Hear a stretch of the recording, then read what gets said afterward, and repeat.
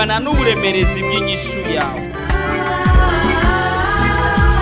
Nimwaguma muri jewe please, amajambo yanje akaguma muri mwebwe egala, musabe ico mugomba cyose kizobabera ko.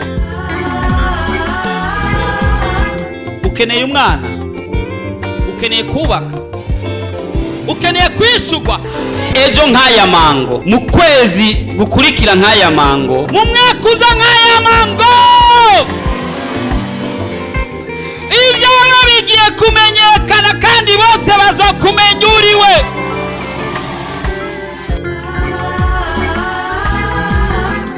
Ariko Yesu araha, ariko arakubaza ati ubu ugomba gukira nimugwane.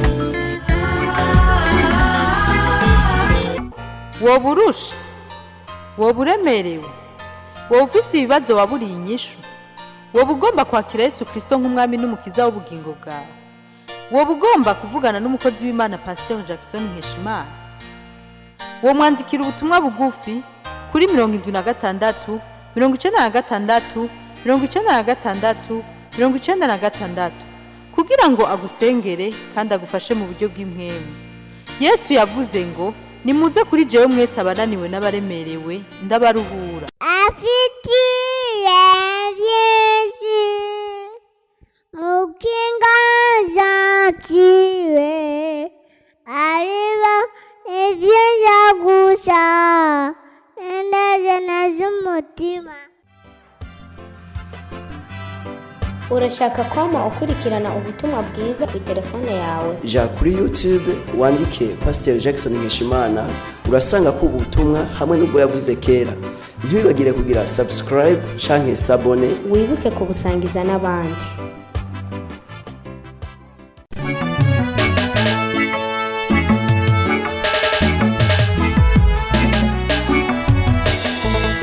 Uyu munsi, siku ya leo no munsi udasanzwe, ni siku isiyokuwa ya kawaida, kuko no munsi twaronse maana ni siku tulipata tutigeze kubamwo ambapo hatujawahi kandi kuishi tutazosubira na kubona. hatutaongeza kuona siku ya leo. Ivyo Imana yateguye uyu munsi Yale Mungu ameandaa siku ni ya ngombwa leo ko tubironka byose hatabuzemo na ni kimwe. lazima tupate yote bila kukosa hata moja. Niyo mpamvu ukwiye kubwira uwo wicaranye Ndio kwa maana unapaswa kumwambia aliyeketi pembeni ati yako, ntusamaze, hariho nirerekeye. eti usinisubaze, kuna yule ambaye nasubiri. Haleluya, Amen.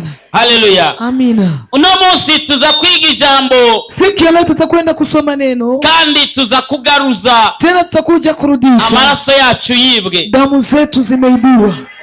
Uyu no munsi yo kugaruza amaraso yibwe. Hii ni siku ya kurudisha damu iliyoibiwa. Amaraso ni iki? Damu ni nini? Amaraso ni biseseka Damu ni kitu kinamwangika, bitukura viko vyekundu, biri mu mubiri w'umuntu. viko katika mwili wa mwanadamu. Abahinga bavuga ko umuntu umwe ashobora kugira n'uturitiro 5. Wajuzi wanasema kwamba mtu anaweza kuwa na litri 5. Amaraso Damu ni ubugingo bw'umuntu ni maisha ya mwanadamu, buba mu muntu. inaishi katika binadamu. Amaraso amuvuyemwo Damu ikimtoka ntasubira kubaho. haongezi tena kuishi. Mu bantu bicaye ngaho, Katika watu uza wameketi kubwira hapa, ati aho mbona nta maraso ngira, atakaye kwambia hapa ukiniona sina damu azoba kubesha. atakuwa amekudanganya. Atuma kubwira ati mvise amaraso make. Bora kwambia nina damu chache tu. Haleluya. Amen. Kuko twese turafite amaraso, Maana sote tuna damu. ashobora kuba menshi canke make Inaweza kuwa nyingi ama ndogo, canke yagereranye, ama ya ariko kawaida, twese dufise amaraso. lakini sote tuna damu. Amaraso rero Damu sasa ni ikintu kiriho. ni kitu kipo. Amaraso ni ki etre vivant, kirahari. Damu ni kitu ambacho kinaishi, kipo. Amaraso ntameze nk'urubuye. Si kama lijiwe. Damu Ibuye ntirihema. lijiwe alipumui. Hari ibintu bitariho Kuna vitu havipo n'ibiriho. na vilivyo. Ibuye Lijiwe ntiribaho, halipo, ni inerte, ni gihema, nta masanse gifise, ntikibaho. hakiishi. Ariko hari ibintu bihema, Lakini kuna vitu hari ibintu vinapumua. biriho. Kuna vitu vipo. Ibiterwa birahema, Mimea ibiterwa biriho. mimea ipo. Yesu ashimwe. Amina. Ibiterwa biriho, Mimea ipo. turiho. Sie tupo. Yesu ashimwe. Amina. Ibikoko biriho, Wadudu wapo. n'amaraso ari muri ibyo bintu biriho. Hata damu iko miongoni mwa vitu ambavyo vipo, Kuko amaraso kwa sababu damu aravuga. inazungumza. Igaza mgeza urumva amaraso avuga. Mtikise mweza kushasikia damu inazungumza. Mubaza atavuga Ikirundi Igiswahili. Mlisi anasema Kirundi ama Kiswahili. Amaraso aravuga. Damu huwa inasema. Dusomye mu Itanguriro igice cya 4 ku murongo wa 10. Mwanzo sura ya 4:10. Havuga ngo nawe aramubaza ati cyo wakoze icyo ni giki? Ijwi ry'amaraso ya murumunawe ririko riranakambirira ku isi.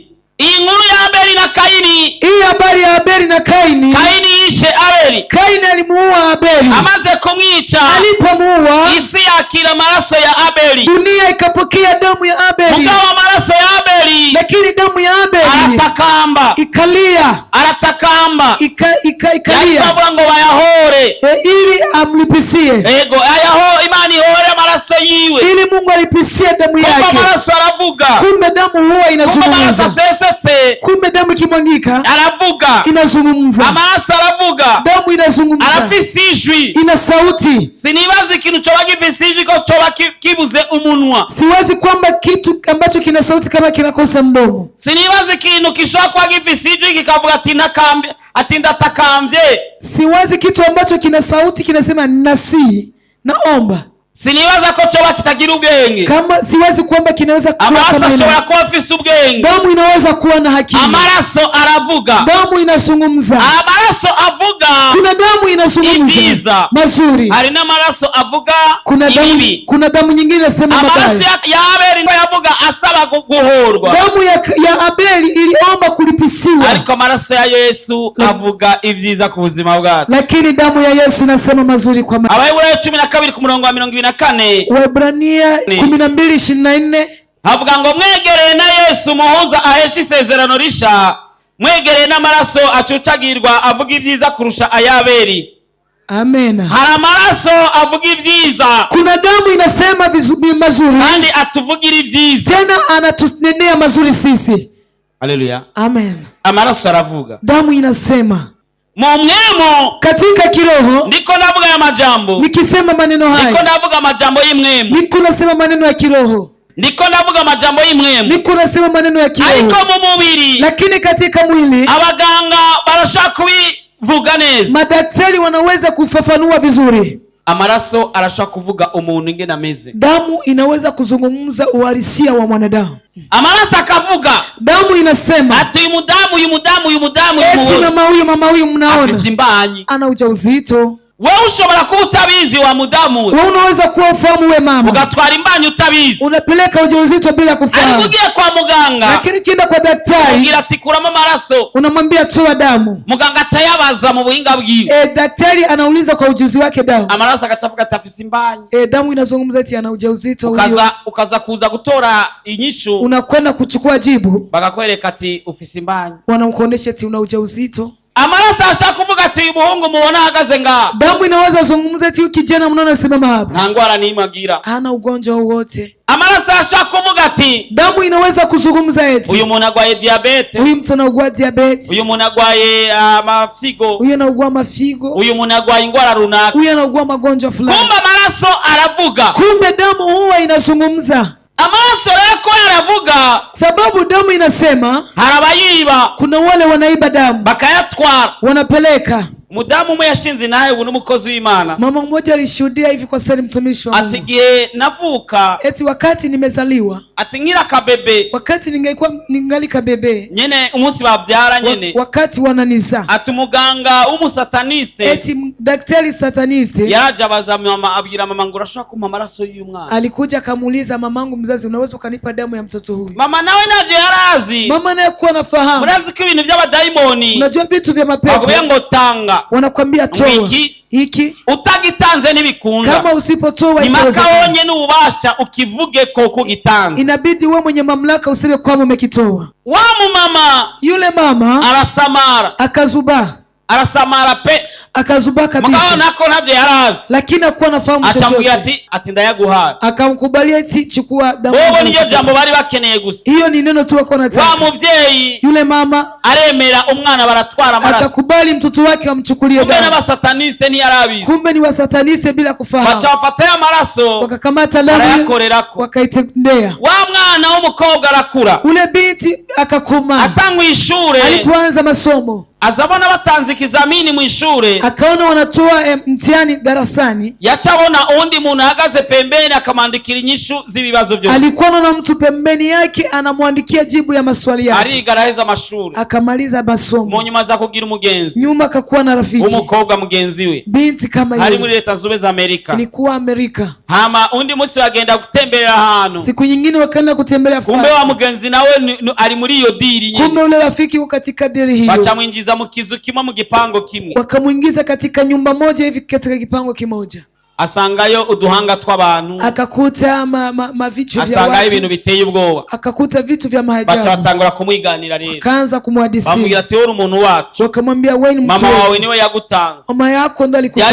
Byagenze vilikuwa hivi. Ahera urumva nta mbaraga yagifite zo kwikurayo. Unasikia kwamba kuwa na nguvu ya kujitoa mahali. Ko ntiyari bwanamenye na Yesu. Maana alikuwa bado kumjua Yesu. Achakorana nabo. Akatumika nao. Akora ibikorwa. Akatumika kazi. Bache bamushira muri departement yo gusambura amashengero. Yeye walimtia mu departement ya kuvunja makanisa. Achaja mu ishengero. Akaingia kanisani. Abo munyamafaranga atanga menshi. Akakuwa mwenye pesa kutoa nyingi. Ama bacha bamugira pasitoro. Alafu akamfanya kuwa mchungaji. Akatera akavuyo. Akafanya mashamba. Akachaja murindi. Anatoka hapo na agateza mwene ivyo kandi. Anasababisha hayo. Cyo nagutyo ari kumusuriza yarahuye na Yesu aramurokora. Lakini siku moja alikutana na Yesu akamuokoa. Amaraso damu niyo muntu. Ndio binadamu. We ntabwo utandukanye n'amaraso yawe. Wewe hauko tofauti na damu iliyokuwa ndani yako. Hari igihe ubyara umwana ukazubona ni fotokopi yawe. Kuna wakati unazaa mtoto unakuta ni wewe umejizaa. Na maraso yawe. Ni damu yako. Wongo kweli. Kweli. Haleluya. Amen. Sisigura ko uwo mudasa atari gwawe ntuwavu. Mugabo birashika ugasanga umwana umenga ni wewe wicaye ngaho. Simaanishi kwamba yule mfanani kwamba si wako, lakini inafika unazaa mtoto unakuta ni wewe binafsi. Hairigi ni foto yiwe. Kuna wakati unaangalia picha unakuta picha. Ukibaza hii ni foto yanje canke ni y'umwana wangu. Unawaza hii ni picha yangu ama lani ya mtoto. Kwera Musa. Sababu mmefanania. Bwana saidie sana. Amen. Amaraso rero damu sasa aravuga. Inazungumza. Bivanye ninge na maraso avuga. Kutokana gisi damu inasema. Nicho gituma abanyamareba. Ndio kwa maana wapiga ramuri. Bobo batafata minene. Wachawi wakamati kawaida damu. Bayaronse. Wakipata damu. Barayakorerako. Wanaitumikia yeko. Amaraso. Damu. Barayakorerako. Wanaitumikia yeko. Kuko bazi ko ari bwo bugingo bw'umuntu. Maana wanajua ndo maisha ya binadamu. Tusanye mu itanguriro 9. Tukisoma Mwanzo 9. Ku murongo wa 5 na 6. 5 mpaka 6. Avuga ngo. Wanasema kwamba kandi amaraso yanyu ari bwo bugingo bwanyu sinzobura kuyahora, ari gikoko cyose ari umuntu nzoyabihora. Ubugingo bw'umuntu nzobuhora mugenzi we wese yabikoze. Uzovisha amaraso y'umuntu nayiwe azovishwa n'abandi, kuko umuntu namuremye mu ishusho yanje jewe Imana yabwa icubahiro. Amen. Imana rero Mungu sasa kubera yateguye ko ubugingo bw'umuntu buja mu maraso, sababu ameenda uzima wa mtu ingie katika damu yake. Niyo mpamvu uwica umuntu, ndio kwa maana anayeua binadamu Imana ibimuhora. Mungu anamufisia ile damu. Imana yakurikirana, Mungu anafuatilia. Arashobora kwica umuntu, unaweza kuua binadamu amaraso atarinze guseseka kama binadamu kumwangika, muga Imana igarura ko yisha umuntu, lakini Mungu anahesabu kwamba amemwanga damu, ameua mtu. Mu bihugu biteye imbere katika nchi itegeko ryitwa euthanasie ryemerera umuntu muganga kwica umuntu. Kuna amri inakubalia daktari kuua mtu mu gihe yoba aremvye cyane, wakati anazidiwa sana. Hari umuntu aremba gose, kuna wakati mtu anazidiwa sana kugeza umuntu amwifuriza ko yotuma paka mtu anamtakia operasi. Wewe uyo baramubaza ati ubona gute tukwice? Kwa huyo wanamuuliza sasa unaona tufanye tukue? Uyo nibarinda kumukerera, huyo wa mnyongi bamutera urushinge gusa kanaka akabagiye, wanampiga sindano fulani analazilea. Ariko Imana iharura ko yishe, lakini Mungu anahesabu kwamba ameua. Bali ni harura ko yishe gusa, tena anahesabu kwamba ameua. Au Imana iharura ko yavishije amaraso, bali Mungu anahesabu kwamba amemwanga damu. ubugingo bw'umuntu rero maisha ya binadamu buri mu maraso, iko katika mwanadamu. amaraso nayo Damu nazo afise ubugingo bw'umuntu. iko katika Niyo mpamvu ndio kwa maana ugutwaye amaraso anayekupeleka damu abagutwaye wewe, anakuwa nakupeleka wewe. abakorera satani nabo Wanaotumikia shetani nao bamaze kumenya agaciro k'amaraso, wakishajua thamani ya damu, bahavuye bafata imigambi yo kwama banywa amaraso. walikamata ushauri wa kuwa wanakunywa madamu. Ndibaza muramaze kumva intahe, Nikizani mshasikia ushuhuda. intahe z'abantu bahora bakorera ikuzimu, Watu walikuwa nakutumikia kuzimu ko banywa amaraso, kwamba walikuwa wanakunywa damu. sinzi ko ari umuntu amaze kuvyumva. Sijui kwamba kuna mtu ameshasikia. Bayanywa kubera iki? Wanakunywa damu kwa nini? Kubera bazi ko harimo ubugingo, Kwa sababu wanajua kwamba kuna kandi uzima. barazi ko ayo maraso Tena wanajua kupitia damu mu ikidaimoni katika kiroho cha kipepo bo baronka imbaraga. wanapata nguvu zaidi. Igihe kimwe nari muhira, Siku moja nilikuwa nyumbani, hari nko masaa 9 gutyo, ilikuwa saa 9 hivi, nza mbona abantu baje banzaniye umukobwa umwe nikaona watu wanaletea binti umoja w'umutanzania kazi, anatoka Tanzania. yarafise ikibebe, Alikuwa na kitoto kizuri, umwana yavyaye gitwarire, alikuwa alizaa mtoto wa haramu. hama mbona ayo masaa asa n'umuntu ashonje, Nikaona hizo saa ni mtu anafanana kuwa na njaa. cambwira umukozi ko yo muzimana Nikamwambia mtumishi ampe kitu atakalo, barabe ico yonywa. uangalie kitu atakacho kunywa. Ndamubaza nti bakuzanira ifani yihe? Nikamuuliza wakuletea soda gani? Ati wapi fana ntazomenyereye. Eti wapi misinywa soda. Ndibaza ndambwira abakozi basamata. Nikamuuliza basi wakuletea maziwa kifyufyo ama kivuguto. Ati wapi navyomenyereye kabisa. Eti misizoe kunywa hivyo. Mugoncha nibaza kubera muri Tanzania majuice azimbutse. Nikawaza kwamba Tanzania majuice ziko bei chini. Ni wobukeneye juice imeze gute? Ama unataka kunywa juice gani? Ati wapi navyomenyereye kabisa. Eti wapi misizoe kabisa. Ndambaza basi umenyereye iki? Nikamuuliza unazoea nini? Ngo menyereye amaraso y'abantu. Eti na kuzoea kunywa damu za binadamu. Abari impande bose baca barajugumira. Waliokuwa pembeni yangu wote wakasikia uoga.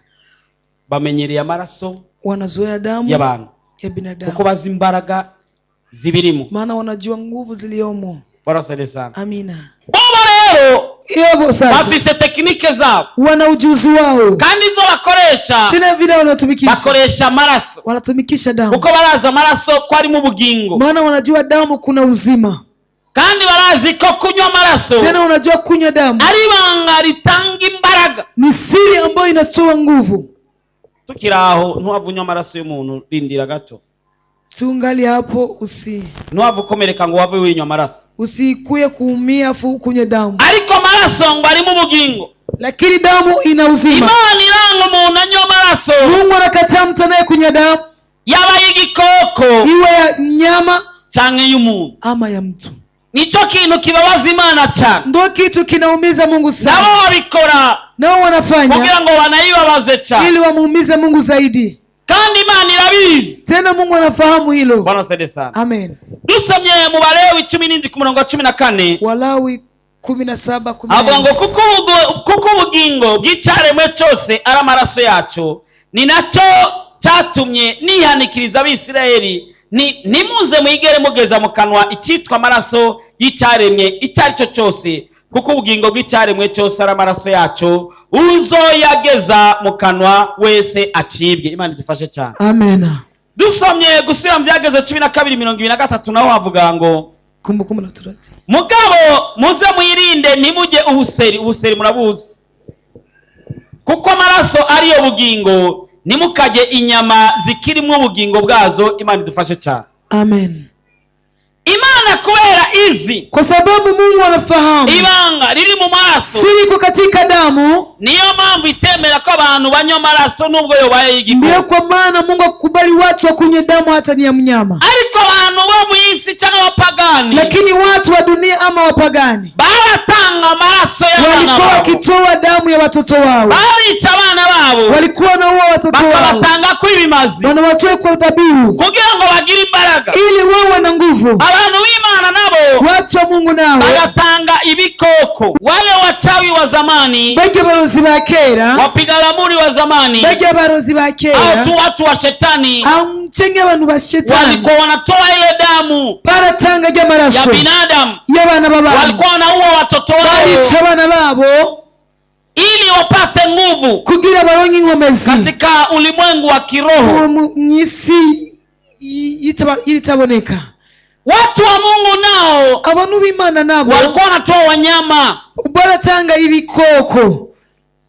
Sijui kama unaona tofauti hapo. Sinzi kubona ubutandukane ngaho. Abo kwa Satani batanga amaraso y'abantu. Wa Shetani walikuwa wanatoa damu ya watu. Imana nao wakatanga amaraso y'ibikoko. Wa Mungu nao wanatoa damu ya vidudu. Imbaraga nizangana. Nguvu zikukua mamoja. Baje abo kwa Satani. Wale wa kwa Shetani wasanga wafisi imbaraga. Kuna kuta wana nguvu kurusha baje bitwa b'Imana. Kuliko wale wanaitwa wa Mungu. Ariko Yesu amaze kujitegereza. Lakini Yesu alipochunguza. Ijuru imaze kujitegereza. Mbingu ilipochunguza. Rirahindura umukenyuro. Ikabadilisha ukurasa. Ab'Imana nabo Imana ibaha amaraso y'umuntu. Wa Mungu nao Mungu akawapatia damu ya mtu. Umuntu w'umusore. Mtu kijana. Yitwa Yesu Kristo wa Nazareti. Anaitwa Yesu Kristo wa Nazareti.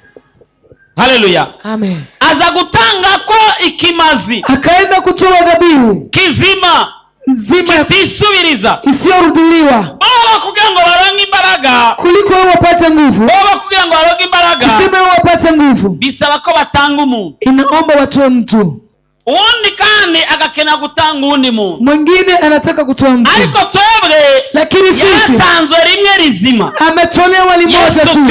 Yesu Kristo asesa amaraso. Akamwanga damu. Ngo jewe nawe dukire. Ili mimi nawe tupone. Inkomezi zimwe. Tena tupate nguvu za kiroho. Amina. Bo batanga abantu. Wanatoa watu b'abanyavyaha wenye dhambi, ibibandi, ibisuma, kandi Imana ikabandika ku ivyaha. Tena Mungu anawaandika kandi bagatanga babo koko. Tena wanatoa kwao. Sawa? Sawa. Ariko twebwe Imana, lakini sisi Mungu yadutangiye, ametutolea Yesu Kristo rimwe rizima. Yesu Kristo mara moja tu. Ari abavyumvise. Kuna wale wamesikia. Kubwo gutangwa kwa Yesu Kristo kuba ikimazi. Kwa kutolewa Yesu Kristo kuwa sadaka. Byatugiza abandi bantu. Ili tufanya kuwa watu wengine. Byaduha imbaraga. Imetupatia nguvu. Abakera abo bakoresha mareba. Wa zamani hao wanatumikisha uchawi. Barashobora guturira n'abana babo. Walikuwa wanaweza hata kuunguza watoto wao. Usomye mu Balewi 18:21. Walawi 18:21. Avuga ngo kandi ntiyaze yagire utanga uwo mu bana biwe ngo yosereze Moleki kwikimazi. Moleki cyari kigwamana ngo atukishe izina ryanje Imana yiwe nduhoraho. Baratanga abana babo. Walikuwa natoa watoto wao kugira ngo baronke inkomezi, ili wapate nguvu. Ariko twebwe lakini sisi niturinda gutanga abantu. Hatuchungi kutoa binadamu. Imana yamaze kudutangira Yesu. Mungu ameshatutolea Yesu Kristo. Niyo mpamvu muri isezerano risha. Ndio kwa maana katika twebwe n'abakoresha mareba. Sisi na wale ambao wanatumikisha uchawi. Nao duhuriye. Hakuna mali tunakutania. Turi hejuru cyane. Sisi tuko juu zaidi ya hao. Na numwe yavyumvise. Nabisubiyemo. Narudi tena. Nico gituma ndio kwa maana twebwe mu isezerano risha sisi wa Agano Jipya, kubera twatangiwe, kwa sababu tumetolewa ikimazi kizima ya kweli, ariko Yesu Kristo turi hejuru cyane. Ndiye Yesu Kristo tuko juu zaidi ya wachawi. Yarabavyumvise. Kuna wale wamesikia. Amena. Amen. Babo kugira ngo baronke imbaraga, kusema wapate nguvu, banywa ayo maraso y'abantu. Walikuwa kinywa damu za watu. Natwe Imana yadukoreye ako kantu. Nasi Yesu Mungu ametutendea kitu. Tusomye muri Yohana igice cya 6 sura ya 6 ku murongo wa 54 mstari wa 54 avuga ngo ujya umubiri wanje akanywa amaraso yanje niwe afise ubugingo budashira, nanje nzomuzura ku munsi w'iherezo. Imana ihabwe icyubahiro. Amen. Amen. Amen. Amen. Imana ishidukora natwe akatu. Mungu nasi akatutendea kitu. Wa mwanya w'isangira ryera, ule muda wa meza ya Bwana, bo baja kurondera abantu bica, wanatafuta watu wauwe, bakanywa amaraso, wanakunywa damu. Twebwe dufata gusa grenadine tukayisengera, tunaombea. Haleluya. Tukavuga duti ayabaye amaraso ya Yesu. Tunasema hii tunaibadilisha kwa damu ya Yesu. Tukaca tunywa, tunamimina. Bashaki bazana barozi senkana, hata wote wachawi 50 ndabarusha imbaraga na wazidia nguvu. Ubona bavuze amen. Ko muciye mutinya, mbona unaogopa? Turafise inkomezi, tuna nguvu mu maraso ya Yesu, katika damu ya Kristo. Nyagira na kimutinya, usikuje utaogopa. Ubasha turabufise, mamlaka tunayo.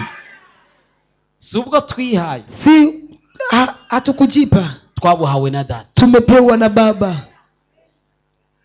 burya uhagararanye n'umunyenkomezi. Pale umesimama na mwenye nguvu. Amen. Mbira ati burya wicaranye n'umunyenkomezi. Mwambie umeketi na mwenye nguvu. Amina. Kubw'amaraso ya Yesu, kwa sababu ya damu ya Kristo, nduwondiwe mimi ni cyaremwe gisha, ni kiumbe kipya, singiri wa undi wa kera, si mimi wa kale, undi muntu, mbali mimi ni mtu mwingine mpya. afise inkomezi, ana nguvu hejuru y'ibindi biremwa vyose, juu ya viumbe vyote. burya kubaho utazi inkomezi ufise, pale kuishi bila kujua nguvu nazo birababaza, inaumiza.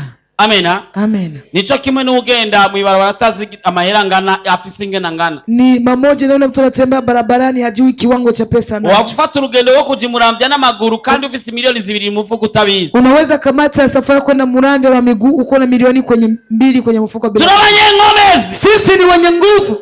Ya maraso rero impamvu bayiba niyi. Ile damu kwa sababu wanaiba ni ipi? Kuko ufise amaraso ya wabagufise. Maana yule na damu yako anakuwa na wewe. Wafumu aguchandaze, akikupiga chanzo asigarana amaraso yawe, anabaki na damu yako. Kandi amaraso yawe tena damu yako aravuga ivyawe, anasema kwa aravuga ahuri, anasema mahali ulipo, aravuga naho ugeze, anasema mahali wafikia. Ndio mambo zaomba umuntu akubwira ati wenda gufise ngaha. Ndio kama unasikia mtu anakuambia ngo wewe ndiko na akubwira ati ndagufise ngaha, akwambia ndiko na wewe hapa, ngo nibindi usiwaze ni kingine, nuko bazi ko afise amaraso yawe, kwa sababu anajua kwamba na damu yako. Ashobora kuwa tara amaraso yawe, inaweza kuwa si damu yako, ashobora kuwa yara amaraso ya sokuru wawe, inakuwa ni damu ya babu yako. Haleluya. Amen. Sokuru basokuru ba benshi ntibari bwakize. Babu wa wengi walikuwa bado kwa. Hari nta buvuzi bwari buhari, benshi baja kubafumu. Tena kuna udaktari ulikuwa, wengi walikuwa naenda kwa. Ayo marozi, hayo uchawi, cyangwa ubwo burozi bakoresha, kama hiyo uchawi kuna tumikisha, ukabavura n'ibindi, unawatibia vile. Yacasigara na maraso y'uwo muntu, alikuwa na baki na damu ya mtu, agashobora kuyabwira, anaambia damu, akayibwira, anayambia. Kandi wa murozi, tena yule mchawi, nubwo azopfa, hata kama atakufa, yacasigira uwundi, alikuwa anaachia mwingine urisi. Sinzi ko maze kuvyumva mu Kirundi, sijui ko mmeshasikia kwa Kirundi, ngo ibitega byariko biramuronde, sinzi ko bavyita ngo bivye nabari biki, kama wanaita bitega kama ni bivye, ngo byavuga ngo nawazovure nka nyina cyangwa nka inakuru, eti viko vinasema eti naye awe daktari kama babu yake ama sinzi ko muravyumva, sijui kama mmeshasikia. Abanyamareba ambapo wapiga uchawi cyangwa abapfumu ama wafumu, apfumu ari mu gupfa, kama anataka kufa acarondero wabiraga, anatafuta mtu mataachia, arabaho remise na reprise, panakuwa remise, zija dossier, zile dossier baba zifise wanakuwa nazo, ati uyu ntaze yigera arongorwa, eti yasiwahi kuolewa, n'abamukomoka ko ntazagire n'umarongorwa munsi y'imyaka 30, kizazi chake pasikuwa matolewa bila miaka 10. Ugasanga baravuze, unakuta wamesema, ugasanga hari ibintu mu miryango byama byisubiriza, unakuta kuna vitu kifamilia vinajirudilia mu muryango, ugasanga mwese, unakuta katika familia nyote, hafi nka mwese ama karibu jote, nta n'umwe arenze imyaka 60, hakuna mnapitisha miaka 60 mu miryango yanyu, katika familia zenu. Uinanase anayejikamata kama yaguze moto, ameuza moto, iyo niwe yitwa umutunzi muri famille, huyo ndiye anaitwa tajiri. Uinanase yajeje imanite, alimaliza imani yetu, wewe niwe yitwa yize mu muryango, huyo ndiye anaonekana amesoma katika familia. Ugasanga ariyo imipaka ahantu mutarenza, unakuta kifamilia kuna fasi ariko maraso ya Yesu, lakini damu ya Yesu inasema mazuri, ati nawe renza inasema nawe kupitishia pale katika jina la Yesu. Aso atashitse ambapo babako kufika, wewe ugiye kuharenza, unakwenda kupapita katika jina la Yesu. Aso kuru atashitse ambapo babu yako kufika, ugiye kuharenza mu izina rya Yesu, unakwenda kupapita katika jina la Yesu. Maraso, kuna damu, ariko avuga ivyiza ku buzima bwawe, inasema mazuri kwa maisha yako.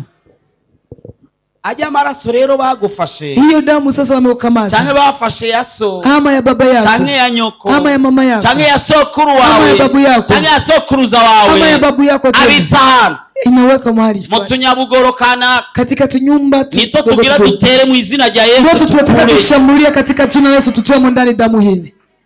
Tuvuze gutera rero bace bagira ubwoba, tukisema kushambulia watu nawe uraza kuba umunyenkomezi, na utakuwa mwenye nguvu. Haleluya. Amen. Tugira dutere rero aho byabitse, tunataka tushambulie mahali damu zetu zimeingia, tugira ngo twahubasha, maana neno la Mungu tumepewa mamlaka kukandagira inzoka na scorpion, ya kukanyaga nyoka na nge.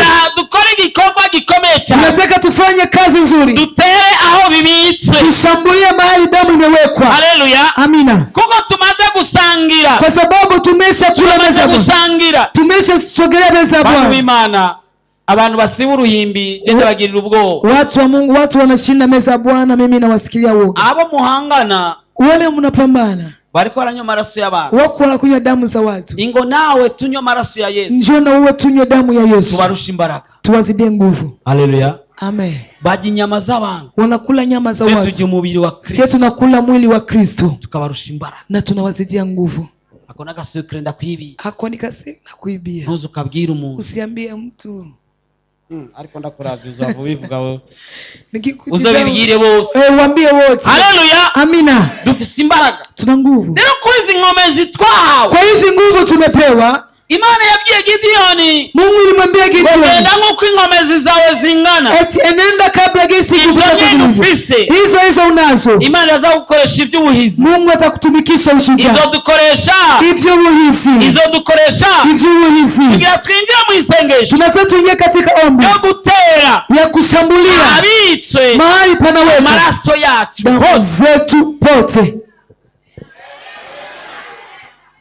Hari amalaboratware yose y'abadayimoni, Mahali kuna laboratori za kibapepo za kichawi, aho zibitswe hose, mahali pote panaweka namba ari mu damu yetu. mabenga, Ikiwa kama ni mawe, nimba ari musi y'ibiti, kama ni chini ya nimba ari miti, mu mawese, kama ni nimba ari choni, mu bunyabugoro, kama ni kwa turamena dukureyo, tutavunja, tutoe katika jina la Yesu.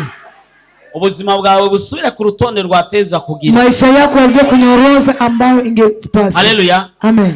Ujinja uronse mu gishingo cyo kujya injya ushaka, Unakula chakula unapata kuliko ungekula chakula unataka, bitewe unapenda. n'ivyo. Inasababishwa na Wambara impuzu uronse mu gishingo cyo kwambara impuzu ushaka, unavaa nguo ambayo unapata kuliko ungevaa nguo ambayo unapenda. kandi ijambo ry'Imana ritubwira ngo Imana iguha ivyo umutima wawe wifuza. Tena na Mungu atuambia kwamba ngweti Mungu akupe haja ya moyo wako. Uba mu nzu uronse mu gishingo cyo kuba mu nzu ushaka, Unaishi katika nyumba unapata kuliko kuishi katika nyumba unapenda. kubera izo mpamvu Sababu hizo tugira tuhatere tunataka tupashambulie mu izina rya Yesu Kristo Munyanazarete, katika jina la Yesu Kristo wa nagarusha Nazareti. amaraso yibwe Narudisha damu iliyoiba izina rya Yesu katika Kristo, jina la Yesu Kristo. ameza yibwe Narudisha afya nzuri yake izina rya Yesu katika jina la Yesu Kristo. ndagaruje igiye umuntu vyibwe Narudisha mambo yaliyoibiwa katika jina la Yesu. kazi kiwe, Narudisha kazi yake katika jina la Yesu. Narudisha uchuzi wake katika jina la Yesu Kristo. Narudisha pagao katika jina la Yesu. Baraka yake ibi yale mingi maidia divyo katika jina la Yesu.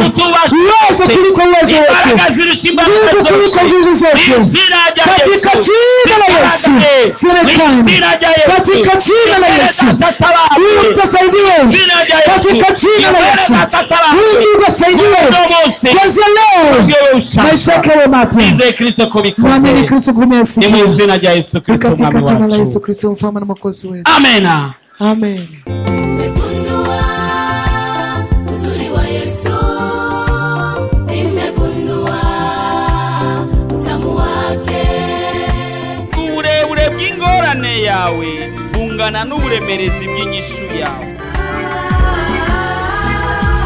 Nimwaguma muri jewe please, amajambo yanje akaguma muri mwebwe egala, musabe icyo mugomba cyose kizobaberako. Ukeneye umwana, ukeneye kubaka, ukeneye kwishurwa ejo nk'aya mango, mu kwezi gukurikira nk'aya mango, mu mwaka uza nk'aya mango, ibyawe bigiye kumenyekana kandi bose bazokumenya uriwe.